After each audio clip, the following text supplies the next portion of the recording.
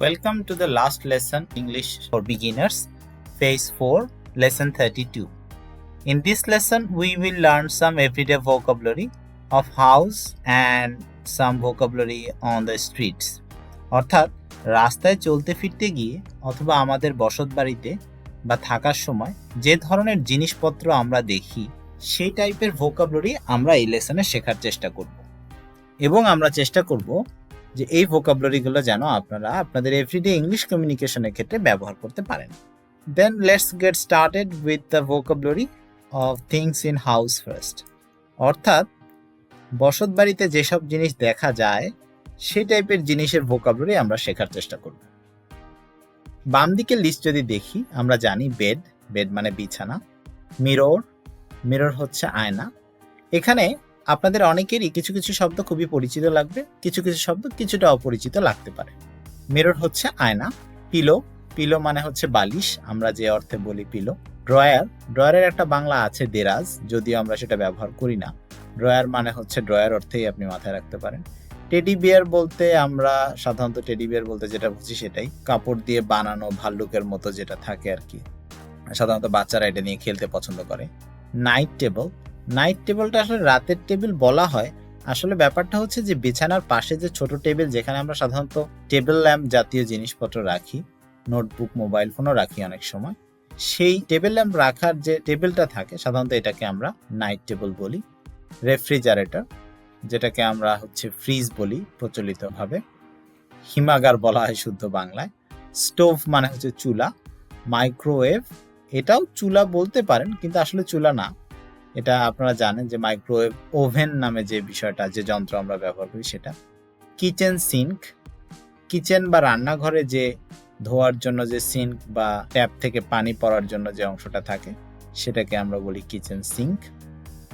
Coffee পট, আমরা বাংলা এটাকে কেটলিও বলি অনেকে, বা কফি রাখার জন্য। টেবিল তো আপনারা জানেন টেবিল। চেয়ার এটাও জানেন আপনারা। টিভি এটাও জানেন হোপফুলি। উইন্ডো মানে জানালা। চিমনি অর ফায়ারপ্লেস, চিমনি বা ফায়ারপ্লেসকে আমরা বড় চুলা বলতে পারি। এটা মূলত শীতপ্রধান দেশে ঘর গরম রাখার জন্য যে অংশটার থেকে তাপ নিঃসরণের উদ্দেশ্যে একটা বড় অংশ চুলার মতো থাকে, যেখানে কন্টিনিউয়াসলি কয়লা কিংবা কাঠখড় কন্টিনিউয়াসলি পুড়তে থাকে এবং ঘর বেশ উষ্ণ বা গরম থাকে, এটাকে আমরা বলি ফায়ারপ্লেস বা চিমনি। ল্যাম্প হচ্ছে মূলত বাতি, আপনি টেবিল ল্যাম্পকেও ল্যাম্প বলতে পারেন, বা পুরাতন যে ল্যাম্প আছে বা লাইট সেগুলোকে আপনারা ল্যাম্প বলতে পারেন। সোফা আপনারা জানেন বসার জন্য যে সোফা। প্ল্যান্ট মানে চারা গাছ, অনেক সময় বসত বাড়ির ভেতরে আমরা ছোট চারা গাছ টবে রেখে থাকি অথবা এমনিতেও লাগিয়ে থাকি। পিকচার তো জানেনই আপনারা, ফটো ওয়ালম্যাট টাইপের পিকচার হতে পারে। কুশন হচ্ছে সাধারণত সোফায় কিংবা বড় বালিশের সাথে ছোট সাইজের যে বালিশের মতো থাকে সেগুলোকে আমরা বলি কুশন। রাগ হচ্ছে মূলত কম্বল বা পাতলা কম্বলকে আমরা রাগ বলি। শাওয়ার হচ্ছে আপনারা গোসলের জন্য যেখান থেকে পানির ফ্লো আসে সেটাকে আপনারা শাওয়ার বলতে পারেন। গোসল করাকেও আমরা শাওয়ার বলি। বাথটাব হচ্ছে গোসলের জন্য অনেক সময় দেখা যায় যে একটু বড় টাবের মতো থাকে, বিশাল বড় বেসিনের মতো, ওখানে আমরা পানি দিয়ে সাধারণত বসে গোসল করি অনেক সময়। আমাদের দেশে এটা কালচার কম, সাধারণত ওয়েস্টার্ন কান্ট্রিগুলোতে এটা বেশি।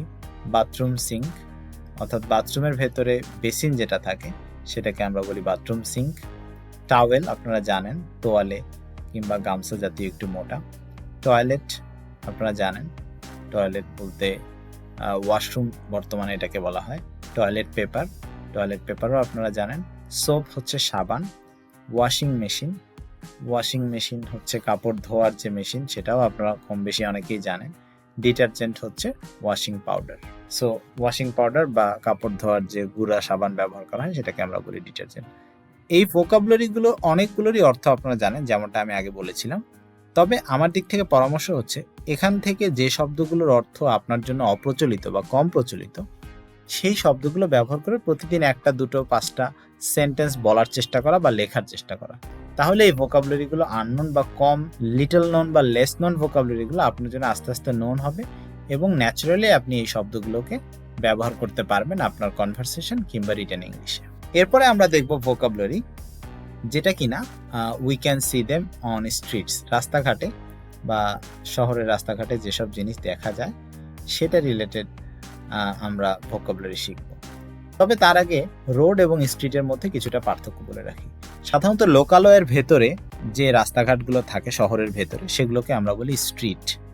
কিন্তু যদি লং ডিস্টেন্স কভার করে, মনে করেন এক জেলা থেকে আরেক জেলা কিংবা এক বিভাগ থেকে আরেক বিভাগ, যে দূর দূরান্তে যাওয়ার যে রাস্তাগুলো থাকে এগুলোকে সাধারণত আমরা বলি রোড। পিকচারে যদি লক্ষ্য করেন, এই যে বসতবাড়ির পাশ দিয়ে, বিল্ডিং এর পাশ দিয়ে যে রাস্তা, এটাকে আমরা বলছি স্ট্রিট। একদম বনের মধ্যে দিয়ে অর্থাৎ লং ডিস্টেন্স কভার করছে এরকম রাস্তাকে আমরা বলছি রোড। আর নিচের যে পিকচার দেখতে পাচ্ছেন, যেহেতু এটা এক ধরনের রোড কিন্তু অনেক দূর দূরান্ত কানেক্ট করার জন্য এবং অনেক বেশি নাম্বার অফ ভেহিকলস অর্থাৎ অনেক বেশি যানবাহন চলাচল করে দূরত্ব কভার করার জন্য, এদেরকে আমরা বলি হাইওয়ে। এখন প্রশ্ন হচ্ছে যে সাধারণত কি ধরনের জিনিস আমরা স্ট্রিট বা রাস্তাঘাটে দেখতে পাই? ট্র্যাশ কন্টেইনার, এটাকে ডাস্টবিনও বলতে পারেন। এই যে দেখেন নাম্বার 1 ট্রাস্ট কন্টেইনার। এরপরে পুলিশ স্টেশন, এই যে পুলিশ লেখা যে জায়গাটা, এই বিল্ডিংটা খুব সম্ভবত পুলিশ স্টেশন। নাম্বার 2 জেল, যেখানে রাখা হয় সাধারণত ক্রিমিনালসদের, কনভিক্টেড ক্রিমিনালসদেরকে, সাজাপ্রাপ্ত ক্রিমিনালসদেরকে, তাদেরকে আমরা সাধারণত জেল বলি। কোর্ট হাউস অর্থাৎ আদালত, এই যে এটা সম্ভবত কোর্ট হাউস মনে হচ্ছে এখান থেকে, যদি দেখি এখানকার নাম্বার ম্যাচ করে নাম্বার 4 এখানে দেয়া আছে, কোর্ট হাউস অর্থাৎ আদালত। বেঞ্চ, বিচারকরা যেখানে বসে বিচার কার্য পরিচালনা করেন সাধারণত সেটাকে বলা হয় bench. Street light, street light হচ্ছে রাস্তার লাইট, স্ট্রিট ল্যাম্পও আমরা বলি এটাকে। এই যে দেখেন একটা পিলারের মাথায় লাইট জ্বালানো, সো এটাকে আমরা বলছি স্ট্রিট লাইট। এমনিতেও যদি বসার জন্য আমরা বেঞ্চ থাকে বা বাংলায় যেটাকে আমরা বেঞ্চ বলি সেটাকেও আমরা বেঞ্চ বলতে পারি, অর্থাৎ বিচারকরা যেখানে বসে বিচার করেন সেটাকেও বেঞ্চ বলা হয়। আবার এমনিতে চায়ের দোকানে ফ্ল্যাট লম্বা তক্তা দিয়ে, প্ল্যাঙ্ক তক্তা দিয়ে যে বসার আসন তৈরি করা হয়, একবারে 4-5 জন বসা যায়, সেগুলোকে আমরা সাধারণত বেঞ্চ বলি। স্ট্রিট লাইট আমরা দেখেছি। এবার আইসক্রিম ট্র্যাক, আমাদের দেশে আইসক্রিম ভ্যান খুবই অ্যাভেলেবেল, আইসক্রিম ট্রাক খুব একটা দেখা যায় না, তবে ইদানিং আইসক্রিম ট্রাকও দেখা যাচ্ছে। তো যেগুলো আসলে মূলত আইসক্রিমের ফ্রিজার গাড়ি, ভেতরে ফ্রিজ করা যায় এবং সেখান থেকে আইসক্রিম খুচরো বিক্রি করা হয়, এগুলোকে আমরা আইসক্রিম ট্রাক বলি। এখানে নাম্বার 7। এরপর হচ্ছে সাইড ওয়াক। সাইড ওয়াক হচ্ছে আমরা যেটাকে বলি ফুটপাথ, পেডেস্ট্রেন, অর্থাৎ ফুটপাথ যেটা দিয়ে মানুষ, ওয়াকওয়ে বলা হয়, অর্থাৎ মূল রাস্তার পাশে হেঁটে যাওয়ার যে জায়গা সেটাকে আমরা সাইড ওয়াক বা ফুটপাথ বলি, ওয়াকওয়েও বলি। এরপর হচ্ছে কার্ভ। কার্ভের শুদ্ধ বাংলা যদি বলি সেটাকে বলা হয় প্রতিবন্ধক। আপনারা যদি ফুটপাথ লক্ষ্য করেন তাহলে রোড থেকে দেখবেন ফুটপাথ কিছুটা উঁচুতে, অর্থাৎ রোড থেকে হঠাৎ করে চাইলেই কোনো একটা গাড়ি ফুটপাথে উঠতে পারে না, তার মাঝখানে একটু ফুটপাথটা উঁচু করে একটা প্রতিবন্ধক সৃষ্টি করা হয়। এই খাড়া দেয়ালের মতো ফুটপাথের অংশটা যে রাস্তার অংশের সাথে লেগে থাকে সেটাকে মূলত কার্ভ বলা হয়। ফুটপাথের কিনারকেও আপনি সহজ কথায় কার্ভ বলতে পারেন, রাস্তার দিকের যে কিনার সেটা।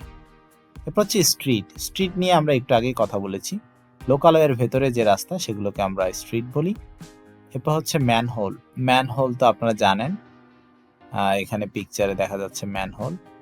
ভেতরের দিকে ড্রেনগুলোকে কানেক্ট করার জন্য, রাস্তার নিচ দিয়ে ড্রেনগুলোকে কানেক্ট করার জন্য এবং রাস্তার ময়লা বা রাস্তাতে জমা পানি যেন প্রপারলি ড্রেনে চলে যেতে পারে সে কারণে কিছু ছিদ্রযুক্ত বড় বড় ঢাকনাযুক্ত কিছু গর্তের মতো থাকে যেগুলো ঢেকে দেওয়া থাকে, সেগুলোকে বলা হয় ম্যানহোল। বাস স্টপ, যেখানে বাসে ওঠা হয় সেটাকে আমরা বাস স্টপ বলি, বাস যেখানে থামে। ট্যাক্সি, ট্যাক্সি ক্যাব বা শুধু ক্যাব যেটাই বলি না কেন, এই যে দেখেন এখানে 14 নাম্বার 14, এটা হচ্ছে ট্যাক্সি ক্যাব বা ক্যাব, অর্থাৎ ভাড়া করার জন্য কার টাইপের। ট্যাক্সি ড্রাইভার, যিনি আসলে ট্যাক্সি ড্রাইভ করে তিনি হচ্ছেন ট্যাক্সি ড্রাইভার। এরপর বাস, আমরা জানি বাস কেমন কি, সাধারণত এদেরকে রোডে দেখা যায় অ্যাভেলেবেল, যদিও লকডাউনের সময় পাবলিক ট্রান্সপোর্ট অফ থাকে। এরপর বাস ড্রাইভার, যিনি বাস চালান তিনি হচ্ছেন বাস ড্রাইভার, পিকচারে এই জায়গাতে বাস ড্রাইভার বসা। তারপর পার্কিং মিটার। পার্কিং মিটার হচ্ছে সাধারণত রাস্তায় গাড়ি পার্ক করতে গেলে বা রাস্তার পাশে পার্কিং এর জায়গা থাকলে সেখানে একটা নির্দিষ্ট সময় পার্ক করে রাখা যায়, 5 মিনিট, 10 মিনিট, 15 মিনিট, এক এক জায়গায় এক এক নিয়ম। তো যে সময়টা ওখানে পার্ক করে রাখা হয় তার জন্য একটা ফি দিতে হয়। সেই ফিটা একটা কার্ডে বা কয়েনের মাধ্যমে দিতে হয়। যে মিটারটা বা যে মেশিনটাতে ফিটা দিতে হয় ওই সার্টেন টাইম রাস্তার পাশে ওই জায়গাটাতে পার্ক করার জন্য, সেই যন্ত্রটাকে বলা হয় পার্কিং মিটার। এরপরে রয়েছে মিটার মেইড। যদি পার্কিং মিটারে দেওয়া টাইমের চাইতে বেশি সময় কেউ গাড়ি পার্ক করে ফেলে, অথবা যদি নো পার্কিং লেখা জোনে কেউ গাড়ি পার্ক করে ফেলে এবং রেখে দেয়, তাহলে তার একটা পার্কিং টিকিট দেওয়া হয়, অর্থাৎ একটা ফাইন দেওয়া হয়। এই পার্কিং টিকিট দেওয়ার জন্য পুলিশের পাশাপাশি মহিলারাও মাঝে মাঝে হেল্প করে, এবং তারাও এরকম এই পার্কিং টিকিটে কত টাকা চার্জ হলো পার্কিং টিকিট গাড়িতে লাগিয়ে দেওয়ার জন্য যে মহিলারা সাধারণত কাজ করেন তাদেরকে আমরা মিটার মেইড বলি। সাবওয়ে হচ্ছে মূলত আন্ডারগ্রাউন্ড রেলওয়ে। এখানে যদি আমরা লক্ষ্য করি, এই অংশটা কেটে এর নিচ দিয়ে দেখানো হচ্ছে, অর্থাৎ রাস্তার নিচে বা মাটির নিচে যে রেলওয়ে সেটাকে আমরা বলি সাবওয়ে। এখানে দেখতে পাচ্ছেন নাম্বার 19। সাবওয়ে স্টেশন হচ্ছে মাটির নিচে রেলওয়ে স্টেশন থাকে যেটা, সেটা হচ্ছে সাবওয়ে স্টেশন। সেখান থেকে টিকিট কেটে আমরা সাধারণত, ধরেন এই যে ডোরটা দিয়ে ঢুকে এখান দিয়ে বের হয়ে আসতেছে, সো এটা এখানে হয়তো কাউন্টার আছে টিকিট কাটার বা সব প্রসেসের, এটাকে আমরা বলতেছি সাবওয়ে স্টেশন। সো অনেকগুলো ভোকাবুলারি যেগুলো things on streets and houses আমরা জানলাম। এর ভিতরে কিছু আমাদের আগে থেকেই জানা, কিছু নতুন করে জানা। আপনাদের না জানা ভোকাবুলারিগুলো মেমোরাইজ করার চেষ্টা করেন অর্থ অনুযায়ী, এবং আপনাদের এভরিডে কমিউনিকেশনে সেগুলোকে ব্যবহার করার চেষ্টা করেন। হোপফুলি আপনাদের এই থিংস অন হাউস অ্যান্ড স্ট্রিটসের যে নতুন ভোকাবুলারিগুলো আছে সেগুলো প্র্যাকটিসের মাধ্যমে আপনি ন্যাচারালি এগুলোকে ব্যবহার করতে পারবেন আপনার রেগুলার কমিউনিকেশনে।